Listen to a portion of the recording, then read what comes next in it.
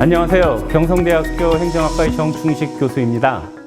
오늘 저는 여러분들과 디지털 대전환 시대를 맞이하여 디지털 플랫폼 정부의 성공을 위한 정책 방안에 대하여 이야기를 나누고자 합니다. 내용은 우선 디지털 플랫폼 정부란 무엇인가, 과거 정부의 실패에서 얻는 교훈들, 그리고 마지막으로 성공을 위한 정책 과제들로 구성되어 있습니다. 디지털 플랫폼 정부를 소개할 저는 전자정부의 전문가입니다.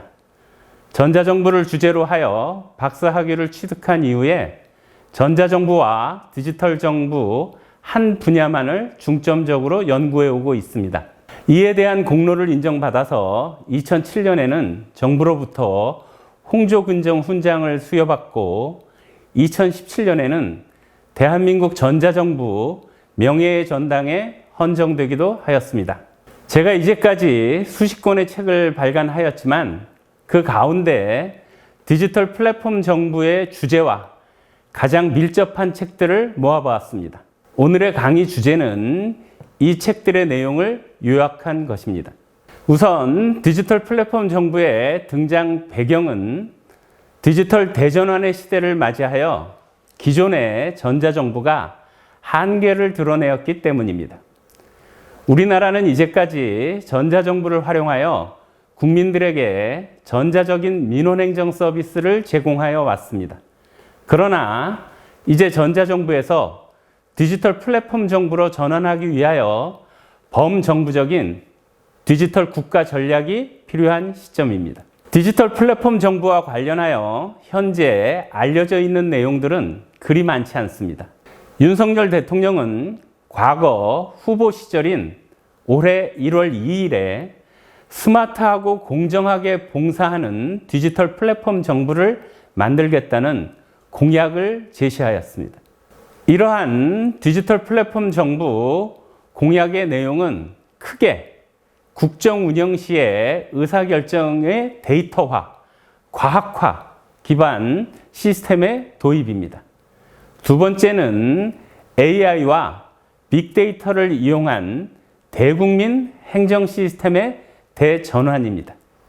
세 번째는 디지털 격차 해소, 디지털 역량 강화 등이 있습니다. 이어서 올해 5월 초에 제20대 대통령직 인수위원회는 110대 국정과제를 발표하면서 11번째로 모든 데이터가 연결되는 세계 최고의 디지털 플랫폼 정부 구현을 발표하였습니다. 주요 내용들은 국민 체감 선도 프로젝트 추진, 일하는 방식 대전환, 디지털 플랫폼 정부 혁신 생태계 조성, 그리고 데이터 안전 활용 기반 강화 등입니다. 이상의 내용을 종합을 해볼 때 디지털 플랫폼 정부의 정의는 다음과 같이 정리를 해볼 수 있습니다.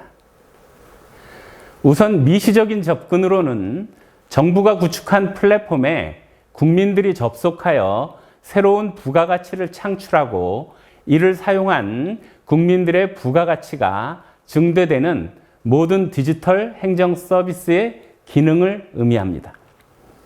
이어서 거시적인 접근으로는 정부뿐만 아니라 기업, 시민사회의 모든 데이터를 공유하고 통합하여 예측, 분석하고 이것을 기반으로 하여 지능형 과학행정을 실현함으로써 한 곳에서 국민들에게 개인화되고 차별 없는 포용적인 토탈 서비스를 제공하고 민간의 참여와 협력을 통해서 국가 사회 문제 해결을 지향하는 거버넌스형 정부를 의미합니다. 그리고 마지막으로는 국정 운영 패러다임의 전환입니다. 디지털 플랫폼 정부는 디지털 정부의 진화된 모델인 동시에 플랫폼으로서 정부의 기능과 역할을 강화하는 데 초점을 둔 국가의 운영 거버넌스의 대전환을 의미합니다. 여기에서 중요한 것은 기존의 전자정부가 디지털 정부를 거쳐서 급속하게 디지털 플랫폼 정부로 전환되고 있다는 사실입니다. 이러한 디지털 플랫폼 정부에서는 정부가 과거의 공급자나 서비스 제공자의 역할에서 탈피하여 플랫폼 제공자의 기능을 수행하게 됩니다. 따라서 민간이 주도하고 이에 정부가 협력하는 거버넌스가 필수적입니다. 이제 이러한 윤석열 정부의 디지털 플랫폼 정부는 성공할 수 있을까요? 제가 보기에는 실패할 가능성이 더 높습니다. 왜냐하면 우리나라에서 이러한 디지털 정부의 국가 정책은 성공보다는 실패가 많았기 때문입니다. 따라서 우리는 이제 반면 교사, 즉 과거 정부의 실패에서 교훈을 얻어야 합니다. 그리고 이러한 실패의 교훈에서 성공 요인들을 도출해내어야 합니다. 자, 그러면 이제 과거 정부의 실패에서 얻는 교훈들을 살펴보도록 하겠습니다. 우선 전자정부를 포함해서 디지털 정부 혁신에 대한 오해와 진실입니다. 과거 우리나라는 참여정부 시절에 전자정부를 대통령 의제로 격상시켜서 대통령 직속으로 정부혁신 지방분권위원회를 구성하고 5년 동안 31대 과제에 1조 원 가까운 예산을 투입하였습니다. 그 결과 2010년, 2012년 및 2014년 유엔의 세계 전자정부 평가에서 연속해서 3번 1위를 차지하였습니다. 그러나 그 이후에 이명박, 박근혜 및 문재인 정부를 거치면서 전자정부의 영광에 안주를 한 결과 디지털 정부 혁신에서 뒤처지는 결과를 초래하였습니다. 이명박 정부는 이전 정권과의 차별화로 전자정부의 용어 사용을 금기시했으며 박근혜 정부는 정부 3.0을 추진하면서 정치적 혼란을 자초하였습니다. 문재인 정부는 디지털 정부 혁신이 아니라 4차 산업혁명에 초점을 두면서 기술지향적인 접근을 시도하였습니다.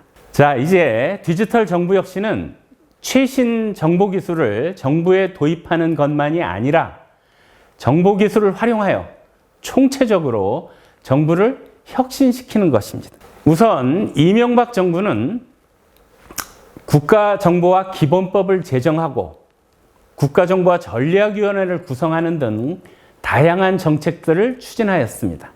이명박 정부는 창의와 신뢰의 선진 지식정보사회 구현이라고 하는 국가정보화의 비전과 전략을 수립하였습니다. 그러나 이명박 정부에서는 정보통신부를 해체하고 전자정부 용어의 사용을 금기시하면서 국가정보화의 추진이 혼돈의 상황에 봉착하게 되었습니다. 특히 정보화에 관하여 대통령의 인식이 예산 절감에만 치중되면서 실패한 통합의 리더십을 보여주게 됩니다. 이 당시에 국회의장이었던 분이 기자회견을 해서 이명박 정부의 정부조직 개편이 실패했다는 이야기를 남긴 게 있습니다. 자, 박근혜 정부에 들어와서는 국가정보화 전략위원회를 폐지하고 미래창조과학부를 신설하면서 정부 3.0 정책을 추진하였습니다. 구체적으로 박근혜 정부는 국민 모두가 행복한 대한민국을 위하여 투명하고 유능한 정부, 그리고 서비스 정부를 구현하기 위하여 정부 3.0 정책을 추진하였습니다. 그러나 이러한 정부 3.0 정책은 정치적 수사에 불과한 것이었습니다. 이전 정부에서 어렵게 만든 국가정보화 전략위원회를 폐지하고 과거 정부의 전자정부를 차별화시키기 위하여 전자정부와는 무관한 세계 최고의 박근혜 정부 정책으로 정부 3.0을 포장하였습니다. 그리고 집권 초기에 추진 체계를 정비했어야 했는데 대통령의 고집으로 인하여 골든타임을 허비하였습니다. 이 결과 모든 공무원들이 정부 3.0의 개념에 대하여 의구심을 가지면서 혼란이 증폭되었습니다. 더구나 서비스를 제공할 시스템을 제대로 갖추지 못한 상태에서 구호만 앞세우다가 나중에 슬그머니 기존의 전자정부 포털인 당시 민원24에 무임승차하는 촌극을 연출하였습니다. 따라서 대통령의 리더십 관점에서 볼 때 실패로 끝난 불통의 리더십으로 평가할 수 있습니다. 자, 이어서 2017년에 집권한 문재인 정부는 대통령 직속으로 4차 산업혁명위원회를 구성하였고 인공지능 국가전략 등 아주 다양한 정책들을 발표하였습니다. 대통령 직속의 4차 산업혁명위원회는 그 산하의 혁신위원회 및 특별위원회를 구성하여 여러 분야에서 활동하였습니다. 그러나 성공했다는 평가는 찾아보기 힘듭니다. 왜냐하면 우버나 타다, 공유 자동차 문제 등 어느 하나를 해결하지 못하였습니다. 문재인 정부는 또한 디지털로 여는 좋은 세상이라는 비전으로 디지털 정부 혁신을 추진하였습니다. 그러나 문재인 정부의 디지털 정부 혁신 역시도 성공적이었다는 평가는 찾아보기 힘든 상황입니다. 그 이유는 문재인 정부에서 디지털 정부 혁신이 국정과제에서 존재감이 있었는지, 더 나아가 대통령 의제로 추진되었는지에 대하여 의구심이 들기 때문입니다. 제가 문재인 정부에서 정부혁신 국민포럼에서 디지털 팀장을 지냈습니다. 하지만 제가 1년 넘게 활동하면서 대통령을 만나본 적이 없습니다. 문재인 대통령의 특징은 수많은 위원회를 만들고 하지만 초기에 단 한 번만 참석하였다는 것입니다. 이것은 보여주기식의 지속 가능하지 않은 일회성 리더십으로 정의할 수 있습니다. 자, 이제 마지막으로 디지털 플랫폼 정부의 성공을 위한 정책 과제들을 살펴보도록 하겠습니다. 우선 디지털 플랫폼 정부에 대한 명확한 비전과 전략이 제시되어야 합니다. 이 과정에서 기술지향적인 사고를 탈피하고 디지털 기술을 수단으로 활용해서 총체적인 정부 혁신을 이루겠다는 의지를 대통령이 직접 천명할 필요가 있습니다. 더 나아가 디지털 플랫폼 정부가 윤석열 정부의 최우선 정책 과제임을 제시하고 범정부적으로 추진해야 합니다. 이러한 관점에서 볼 때 현재 윤석열 정부의 110대 국정과제의 11번, 이것은 지금 현재 과기정통부, 행안부 및 개인정보보호위원회 이렇게 3개 부처의 추진 과제로 되어 있습니다만은 이 추진 체계는 미흡한 실정입니다. 디지털 플랫폼 정부의 추진이 국정과제에서 대통령 의제로 승격되기 위해서는 대통령의 리더십이 절대적으로 필요합니다. 구체적으로는 범정부적인 추진 체계를 구성하고 대통령이 자주 회의에 참석하여 진행 상황을 직접 챙길 필요가 있습니다. 아니면 대통령실 산하에 범정부적인 강력한 추진 체계를 구성한 이후에 위원장에게 권한의 이양을 하는 모습을 보여주어야 합니다. 범정부적인 추진 체계의 위원장을 국가 디지털 최고 책임자로 지정을 하고 책임과 권한을 모두 넘겨주어야 합니다. 이와 관련하여 과거 미국의 클린턴 정부 시절에 부통령이었던 엘 고어에게 클린턴 대통령이 환경과 정보화 두 분야의 전권을 이양을 해서 성공한 사례가 있습니다. 이상의 내용들은 2020년에 제가 집필한 영문책과 2021년에 제가 저술한 한글책 성공한 대통령 및 실패한 대통령의 내용을 요약한 것입니다. 감사합니다.